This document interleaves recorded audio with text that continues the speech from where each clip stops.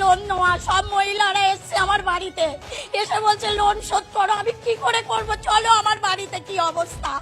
শুভেন্দু অধিকারী এসে, তুই গদিতে বসে আছিস, তুই কি করছিস? মানুষকে এরকম করে হিন্দু ধর্মতে সবকিছু তো নষ্ট করে দিচ্ছিস। আমাদের ঈদটা করতে দিক, আমরা গরুগুলো বিক্রি করি, কিছুটা যেন অন্তত মুক্ত হই। মুসলিম বা তারাও হিন্দু, তারা তো মিশছে একসাথে, আমরা তো একসাথে আছি। তারা কোনোদিন দেনদারি করেনি কি কারু আমাদের গলা ধাক্কান দিইনি। ওদের কুরবানিটা ওদের করতে দাও, আমরা বাঁচি। আমার মতন মহিলা, আমি মহিলা সমিতি থেকে 5 লাখ টাকা নিয়েছি, চলো আমার ব্যাংকে সব আমি জমা দিই, সুদ আসল। কি অবস্থা হচ্ছে, আমার স্বামী ভ্যান চালায়, আমরা এইভাবে বাঁচি। তাহলে আমাদের বাচ্চা কাচ্চা সব আছে, তাহলে আমরা কি করে খাবো?